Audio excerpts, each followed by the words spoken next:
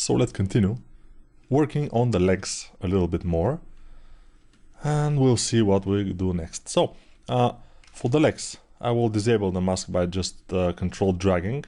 And if you don't have a mask on your model, when control drag here beside your model, and you don't have Dynamesh, let's see, Dynamesh is on. Yeah, so control click is just masking the whole object, the whole subtool, or the visible part of the subtool. For example, if we control shift drag and just hide most of the leg, and then control click to mask everything, we will not be masking the hidden part. So when we control shift click to show everything, we'll see that we have masked only this part. This is used sometimes combination of polygrouping, hiding, and showing, and everything is used to mask certain areas if you want.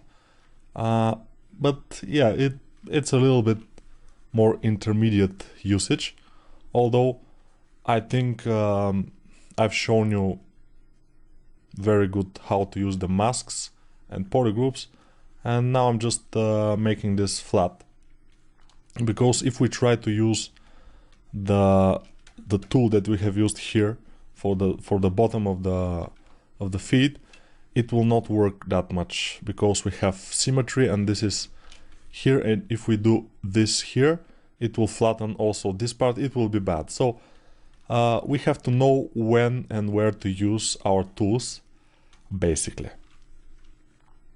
and this is good to know. But if you don't know, then you don't know. It's yeah, I'm sorry, I have to teach you, but I will. The thing is that you will know by yourself when to use things and stuff when you have practice. The practice is everything. Without practice, nothing can happen. So be careful to have practice. So this, as we can see here, is a little bit sharper on the image. So basically I will sharpen it, but not that much, just a little bit. Then we have to work a bit more on the legs, a bit more on other things, because yeah, we want a good looking image. So what have I done now? I just want to extrude parts of this, but not extrude, but just move them up. So this is, for example, this will be the leg. So what can I do? First, I will do this. Mask certain area here, invert the mask. And then I will move this area with my pivot. By clicking W, I'm going to the pivot again. And I will move it inwards. First inwards and then outward. And then I will have this. Let's Dynamesh it. Now it's cool. It was cool before, but now it's cooler. And then I will get this certain part from inside, invert the mask by control clicking outside the object, and then this will be the legs, and I will Dynamesh again. And I think that's completely good. Let's see. Okay, yeah, the legs will go like this here inside. And yeah, this obviously won't be visible because we will have a certain plane here in front and probably in the back also. But since we want everything to be perfect, I will do it, and I did it. So now about the plane. I will show you how we will do the plane. It's very easy because we can use almost anything. We can, for example, even from here we can extract one and make it a plane. We can take this, for example, and I will do this. So let's see this and just duplicate it. So duplicating meshes is just pressing this button, and delete will be this button. When we delete a mesh, it will ask us, this is not an undoable operation. Are you sure? I'm not sure. I don't want to delete this. I want to duplicate it. So be careful to check out what ZBrush is warning you. So duplicate We'll not get any warning because this is obviously undoable operation. We can delete this and we will be left how we was or how we were. And now we are on this duplicated mesh. I will Control-Shift click to isolate only this polygroup.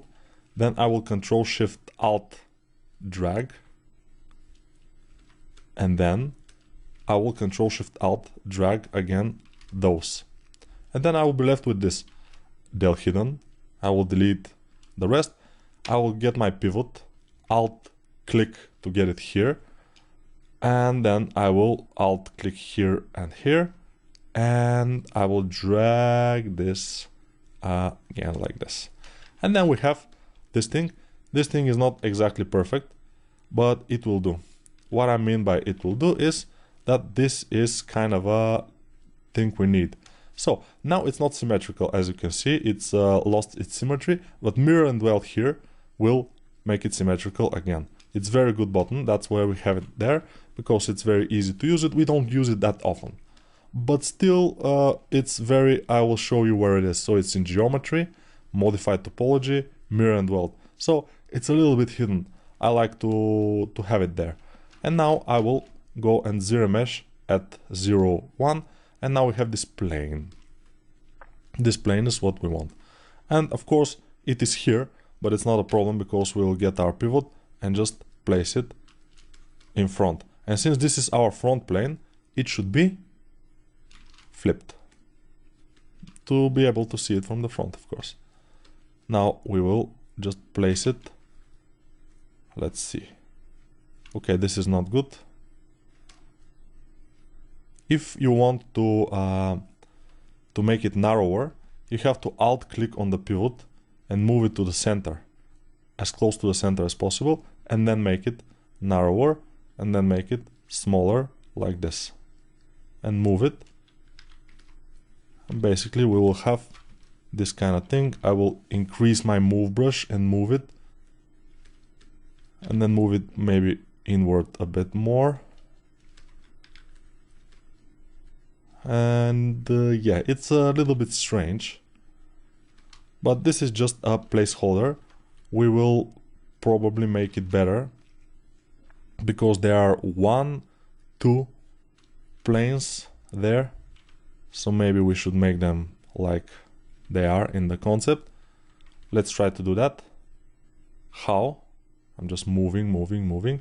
So this, I will again move my pivot to the center and make it narrower. Then I will zero mesh it at the lowest possible resolution, and I will zero mesh it until I get a good topology, because now my topology, especially here at the corners, is completely I don't know why, but it's complete bullshit. It's not good. So yeah, now it's getting better. But why? This is a corner here. Make it a corner. What is this? I'm not sure, but I'm clicking zero mesh until I get it. Or I wouldn't be able to get it, so I will do this. Very easy. Control Shift drag, Control Shift Alt drag, and we'll get this. Yeah, when some polygons just don't want to work, I delete them, and then yeah. So del hidden, zero mesher again, and now it's fine. It's better, at least. So this thing, I will make it flat again, like this. I will disable symmetry by clicking X and move it here. Then I can do two things. I can duplicate it and move it and make it smaller to make this piece, this here little piece, or I can do this. If you don't have subdivisions on your subtool, you can control click on this and move, and you will duplicate your geometry in the same subtool. So now this both are in the same subtool, but this is masked. So we will make this smaller and put it here and in front a bit. And these are same subtool. It's very cool. So this is used sometimes for teeth and other stuff. Monster teeth we can make, or whatever, even human teeth we can make. The other thing I want to do is solo this, and then with the standard brush I will go from up down, so without this, just to make some to look a little bit more interesting, some folds to make with the standard brush, with the normal standard brush, and then alt standard brush, and I'm making this kind of things, so this will look more interesting, not just flat thingy. And it's not perfect, but it will do for now. We can even pretend this is bigger at the top, and then at the bottom it became narrower, smaller. Yeah, and you can notice that I am doing everything that we have talked. I'm just rotating the model around, moving, and doing everything with some brushes that we know already, all the brushes we know. So it's nothing to talk about that much, because all the brushes are known to us already. This thing, I think we have to move it a bit up like this, because you see the shoulder is here, and this part, the bottom part of the armor is very close to the shoulder. So you have to look at those things in order to make your concept work, because if you don't, your concept will be your model will be far away from the concept, and sometimes this is not a good thing, because sometimes you will lose the soul of the concept itself, and this concept has a lot of soul because of these things, you know. And now we will move the legs a bit upwards. How? Just pressing W. W will get our pivot. Then we'll press this button here on the far right of all the pivot buttons that are above the pivot. Pressing it will get us to select multiple subtools. So I'll remove my perspective because it's not good. And now you see I have only these tools selected. So I will make a selection with Control Shift outside, and then I will make a selection with Control Shift inside here. So I will get to be selected only the legs and this thing in front, and I will move them up like this. And then you can notice that this fist is going to end right under the knee area here, so it's exactly what we want. And now I just removed this, then Q to remove the pivot, and it's cool. So Q and W are very comfortable to use keys, because they are very close to your left hand. So don't be afraid to use them to call the pivot and to to call it out, to call it in and out. Yes. So the other thing I want to do is make sure that we have this lip also here in these things. How? Let's try with the standard brush just to push it with the big standard brush from distance. Maybe we can push it, or we can just move it with the move brush, just little by little. And yeah, this is a hack. I mean, it's not like we are using a low poly, which we have to use probably, but it's working sometimes, and it's maybe a little bit faster, but probably we should do it with the low poly. But if I do this and then do a low poly, we will have already achieved what we need to achieve. I'm not sure we need a low poly here, but we'll see. Low poly means zero measure, of course. Probably we can do it, or just sculpt. Sometimes if you are a traditional sculptor or something, you just want to sculpt. Don't want to mess up with this zero measure things and everything. Everything could be done with sculpting without those tools, but those tools are there to make your life more easy or easier, because traditional sculptors, their life is miserable because they don't have symmetry, they don't have a ZRemesher, they don't have Dynamesh, they don't have everything, so they have to do everything by hand, and those things they should do by hand. So yeah, but if you're a traditional sculptor, maybe you can do it by hand and still be happy with it, who knows. So now I'm using various brushes like pinch brush, for example, here with Alt, just to make this lip, as I said. Okay, now it's starting to look pretty nice. Let's make thickness for this particular thing. And yeah, we go to ZBrush brush, we go to some, let's polyframe to see, go to some polygon, press space, and now by default is QMesh. We can try now, because I would go to extrude all polygons, but we can go to QMesh, all polygons. Let's see what happens. It's the same as extrude with a few little differences, but I won't be able to explain you because there are just some cases that the QMesh is different and it's better. But in some cases, when we just want to extrude, we better use extrude, you know. When we want to extrude with some things in mind, then we can use QMesh. But in our case, extrude will give us the same result probably. Let's see, this is not flipped. Okay, I think we flipped it.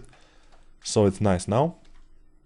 And now I will show you dynamic subdivision. When we have armors or hard surface like this, I always, when I make thickness, I always use dynamic subdivision to be able to see what will be the result of my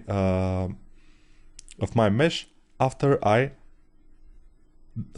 make subdivisions. So subdivisions are when we do this Control D or divide. When we subdivide it one, it will be 4 times as many polygons, it will be smoother.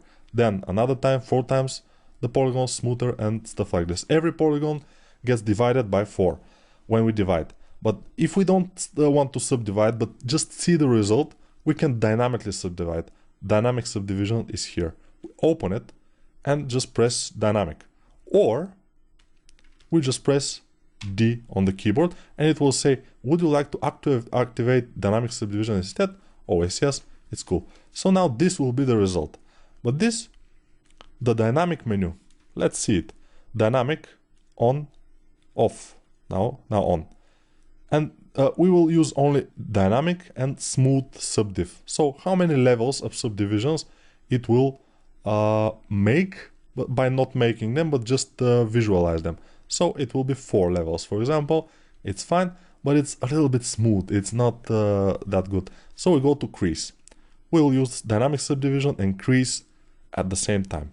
So here in crease, we will go always crease level 1 or crease level 2. And then tolerance 45 it will be, and crease. That's all, that's it. Just 1 and crease. And now we see some corners appear. The crease now is making every angle bigger than 45 degrees here to be sharper by 1. If we make it 2, you will see crease, how everything becomes sharper. And maybe 2 is better, but we have to increase the dynamic subdivision by 5. And let's see how it looks. Maybe 1 is better. Let's see 1 again. 1, crease. I'm not exactly sure which one is the best, but let's keep it at 1. We go to ZBrush brush because I want to make this corner also sharp. But since it's not bigger than, it is. It's creased. Oh, interesting, very interesting. Why it's creased and it's not that sharp? I want it sharper here. So, if I want it sharper, I should go to crease level 2, for example, then go here, go to crease, edge loop complete, so edge, I go to an edge, press space, crease, edge loop complete, and then press it. And then it will crease everything, but it will crease everything that it's this edge loop. but this edge loop is, let me see. Okay, so it creases every other crease also, but doesn't crease this, for example, because we don't want this to be creased. Although it doesn't look super bad, but it's not as the concept. And I will inflate. Okay, saving. ZBrush is telling us by saving that we have to finish the video. But yeah, the crease level will be 1 at this point. I mean, 1 is, I think, better. And we can inflate the whole model like this. This is not the whole model, but just those shoulders.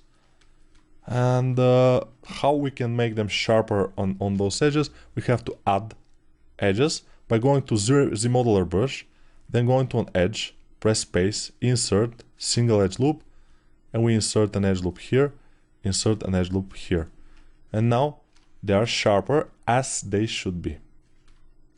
And of course, we can always go to our move brush, and just fix what we think it should be fixed. And of course, that's not all. We can always move and fix. The thing is that we don't have real subdivisions here, which is cool. This is our model basically, and this is just a show of subdivisions. How I do this? Getting to this or this again. It will shift D is one subdivision down, and D is subdivision, is basically lower less, shift D, and higher res is D. You know? And since we don't have higher res, it's going to dynamically subdivide. We will continue in the next video, but now our model is starting to work. I think you have knowledge already for the basic things, and we will continue a little bit in a faster pace, probably. Yes.